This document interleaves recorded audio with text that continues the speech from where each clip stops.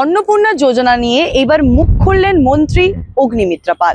নমস্কার, আপনারা দেখছেন কলকাতা টিভির সঙ্গে রয়েছি আমি আয়ুষী। অন্নপূর্ণা যোজনা নিয়ে বিতর্ক লেগেই রয়েছে।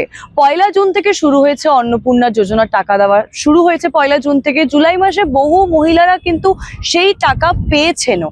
তবে বহু মহিলা যারা নিজেদেরকে যোগ্য বলে বলছে তারা কিন্তু এখনো পর্যন্ত সেই টাকা পাননি, বা তাদের যে অ্যাপ্লিকেশন স্টেটাস সেটা কিন্তু এখনো আন্ডার ভেরিফিকেশন বা রিজেক্টেড।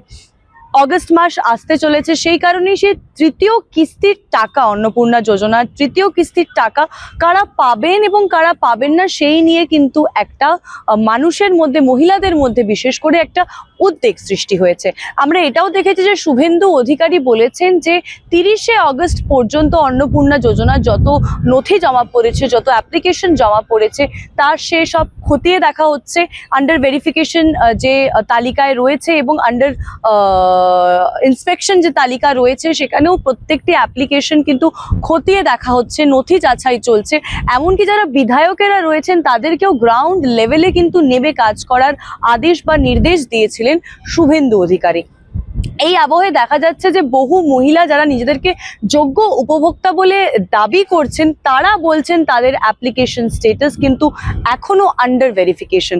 আগে বলা হয়েছিল যে যারা লক্ষ্মীর ভান্ডারের টাকা পেয়ে এসছেন এতদিন তারা প্রত্যেকেই অন্নপূর্ণা যোজনার টাকা পাবেন, কিন্তু পরবর্তীকালে দেখা যায় যে এই লক্ষ্মীর ভান্ডারের টাকার যে তালিকা রয়েছে সেখানে বহু পুরুষের নাম রয়েছে। তাছাড়া যারা আয়কর দেন সেরকমও কিন্তু বহু মানুষের নাম রয়েছে, যে কারণে রাজ্য সরকার কিন্তু আবার একটা রিঅ্যাপ্লিকেশন প্রসেস শুরু করে, যেখানে বলা হয় মহিলাদের আবার একবার আবেদন করতে, যাতে নথি যাচাইয়ের যে প্রক্রিয়া হয় সেটা যাতে স্বচ্ছ থাকে।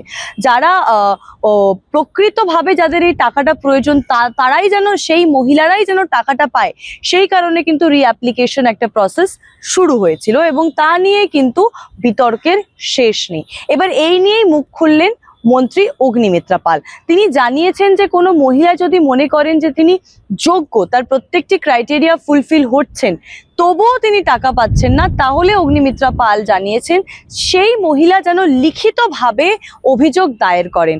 অভিযোগ দায়ের করার পরেই, লিখিতভাবে অভিযোগ যখন দায়ের হবে তারপরেই কিন্তু আবার নতুন করে যাচাই প্রক্রিয়া শুরু হবে এবং সেই মহিলাকে যে আবেদন করেছেন তাকে সাহায্য করা হবে। তাছাড়াও সরকারের তরফ থেকে একটা হেল্পলাইন নাম্বারও দেওয়া হয়েছে, যেখানে ফোন করে কোনো সাহায্যের প্রয়োজন হলে অন্নপূর্ণা যোজনা নিয়ে সেই নম্বরে ফোন করে সাহায্য নিতে পারেন মহিলারা। 8282082820 হচ্ছে হেল্পলাইন নাম্বার। এবার অন্নপূর্ণা যোজনার টাকা কারা পান এবং কারা পান না সেদিকে তো আমাদের নজর থাকছেই। তাছাড়া এই অন্নপূর্ণা যোজনা নিয়ে আরো কারা কি বক্তব্য রাখবে সেদিকেও কিন্তু আমাদের নজর থাকছে। উল্লেখযোগ্যভাবে বিজেপির মহিলা মোর্চার তরফ থেকেও কিন্তু অন্নপূর্ণা যোজনা নিয়ে একটি বৈঠক খুব শীঘ্রই হতে চলেছে। আপনারা দেখতে থাকুন কলকাতা টিভি, রাত দিন 7 দিন।